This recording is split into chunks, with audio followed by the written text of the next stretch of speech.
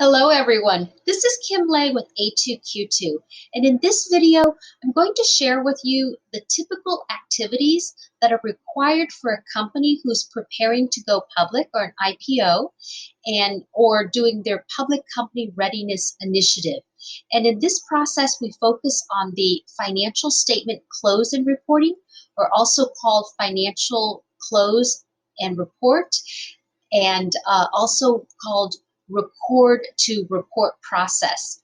Here at the top, you'll notice from a scope of work, assess the typical activities in the FCR or financial close and reporting process is going to be assessing your control gaps, understanding what's currently happening, and then identifying where some of the key controls should be, and also non-key controls. So that's typically conducting interviews and asking people show and tell of what they're currently doing. Next part of the activity is documenting the process and controls. Typically in the past, people have documented using narratives. Within the last 2 or 3 years, we've seen more and more emphasis from the Big Four and also Big Six, and included in Big Six I call the Grant Thorntons and the BDOs. They've requested flowcharts, and I attribute that to the PCAOB or the regulators asking them to think of flowcharts instead. The difference between the flowcharts and the narratives is I'll actually have a separate video on showing you what flowcharts would look like, examples of it, and also narratives. The difference is that visually you can see how a transaction is initiated all the way until it's recorded on a flowchart. And because of the swim lanes, you can then see the separation of duties or identifying conflicts when someone is preparing, reviewing, and approving their transactions. Next is going to be creating a risk control matrix, otherwise known as an RCM. That is typically when you're doing the assessment, making a list of the key controls or key controls you're going to put in place in a risk control matrix is the perfect way to capture it. And then we have what's called the test of design or a walkthrough. And a test of design is looking at, while you've written something on paper, now show me. It's the show and tell to really make sure that the control is implemented in practice the way it was originally intended and designed. And highly recommend this step be done, because what someone tells you in an interview may cover 80% of the activities. When you actually get to do a walkthrough and a show and tell of someone's screen of the various documents, new things come out of it, and that makes the documentation much more concrete, much more definite, and you can actually give feedback better. And then finally, testing of the controls, also sometimes referred to as TOE, test of effectiveness. That's definitely optional. Most companies don't have the time or the resources unless they're starting about a year in advance to actually do the testing. So that tells you the activities. Next, I'm going to go down and show you the sub-processes or the next grouping categories of activities to document within the financial statement close and reporting process. So typically your chart of accounts management, making sure in your ERP system who has access to the chart of accounts, who has access to open certain accounting periods so that you don't accidentally post it in the wrong previous period or a future period.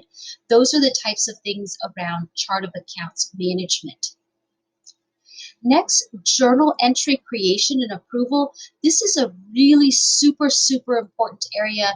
Auditors definitely focus on that, and that is typically separating the person who prepares your journal entry from the person who reviews and approves the journal entry. And you'll also then dive one level deeper into your system, within the system itself. Now, in practice, maybe you say that only everyone needs to prepare journal entries and only their supervisor can approve it, but you want to check that within the system that also follows your same practice, because people can accidentally post or maliciously post journal entries. So that's something that you want to look into.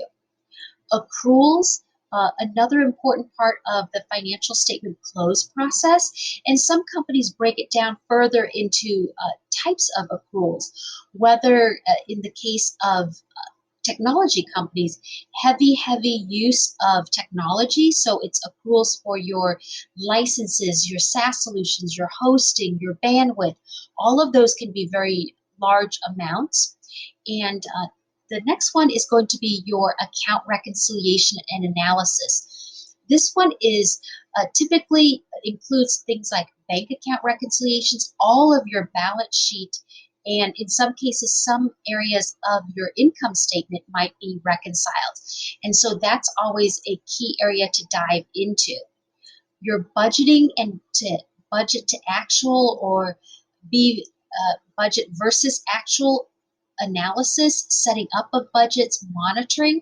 This is typically an area that some companies put in scope, others don't. But the reason why it's so important to really spend some time in here is that most companies have a budget versus variance analysis, or actual over actual variance analysis, actual over forecast, and this type of control can be a great compensating control in case some of your other controls fail. So it's that fail safe. But in order for it to be useful and for it to be a true compensating or mitigating control, or even a detective control, it needs to be, that process needs to be understood more. The thresholds for the reviews have to get much more granular as well. And then intercompany. Most companies, even smaller ones, have international operations or multiple sets of entities that consolidate. So making sure this is part of your consolidation process. It's the intercompany transactions to make sure that those eliminate in consolidation if needed. And financial statement preparation is another sub-process. This is more related to management reports or balance sheet, income statement, standard types of reports. The difference, the next one is an SEC reporting, is SEC reporting typically covers your 10K or your 10Q preparation. So it's very regulatory, SEC heavy. Versus just generating financial statements on a monthly process or a monthly basis to monitor that journal entries and expenses are put in the right category. And then finally, system administration and your SOC 1 review. Very important, because most companies are now using SaaS solutions, have their ERP systems hosted. Very few actually have it, well, at least for the technology companies we work with, very few actually have it on premise that they administer.